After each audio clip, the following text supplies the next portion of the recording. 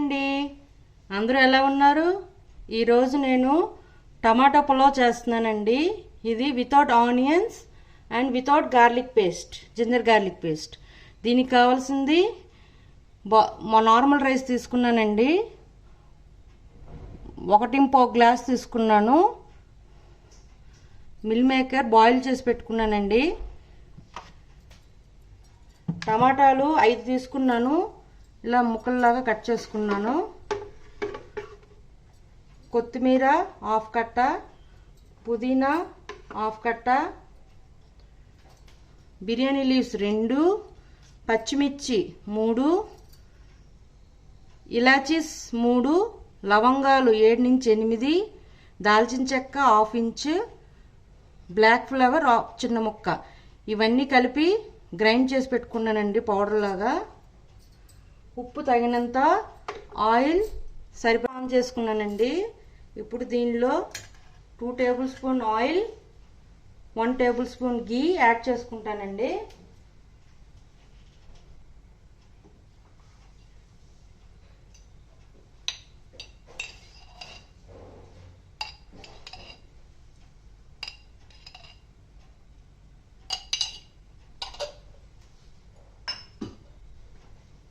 ఇప్పుడు ఆయిల్ కూడా వేసుకుంటున్నాను.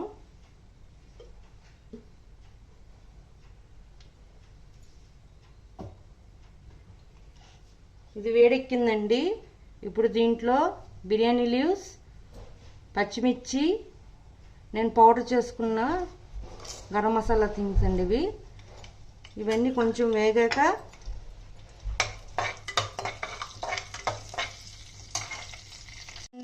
ఇది వేగిందండి. ఇప్పుడు దీంట్లో టమాటా ముక్కలు వేసేస్తున్నాను.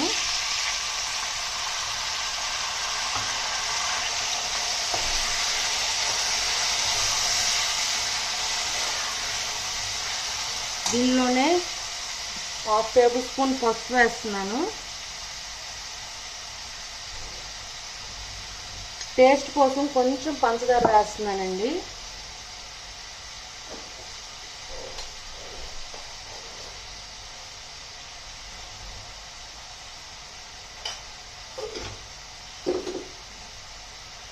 వేసుకొని బాగా కలుపుకుందాం.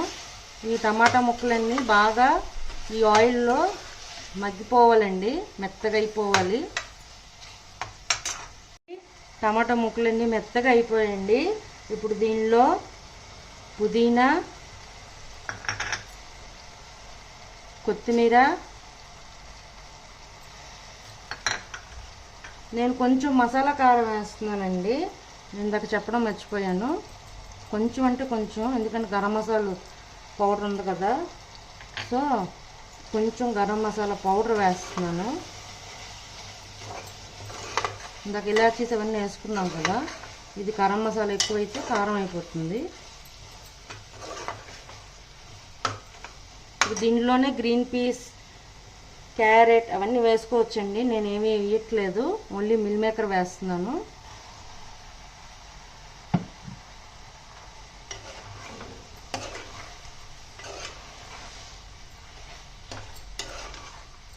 దీనిలోనే నేను తుడిచిపెట్టుకున్న బియ్యాన్ని వేస్తున్నానండి, కడగలేదు, తుడిచిపెట్టుకున్నాను.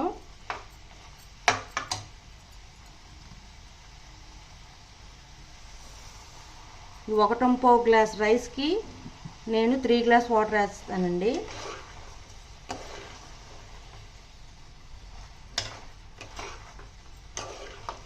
ఒక 5 మినిట్స్ ఇలా కలిపేసి వదిలేస్తానండి, బాగా పడుతుంది రైస్కి.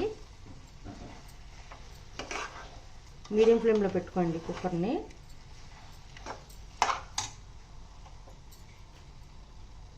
ఇలా రైస్కి బాగా పట్టిందండి. ఇప్పుడు నేను ఏ గ్లాస్తో అయితే బియ్యం తీసుకున్నానో ఆ గ్లాస్కి నేను 1.5 బియ్యం తీసుకున్నాను కదండి. ఇప్పుడు 3 గ్లాసులు వాటర్ యాడ్ చేసుకుంటున్నాను.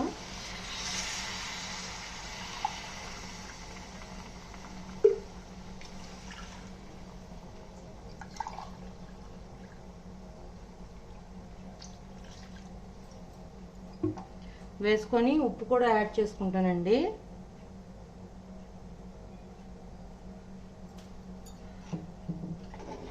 బాగా కలుపుకొని ఇది బాయిల్ అవ్వాలండి. 70% వాటర్ అయిపోతే అప్పుడు కుక్కర్ మూత పెడతానండి. పెట్టుకొని 3 విజిల్స్ తీసుకుంటాను.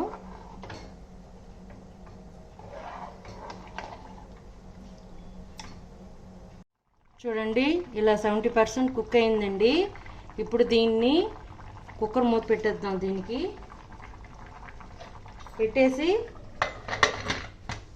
3 విజిల్స్ తీసుకుందామండి. టమాటా పులావ్ రెడీ అయిందండి. కుక్కర్ తీసేసి చూద్దాం. చూడండి,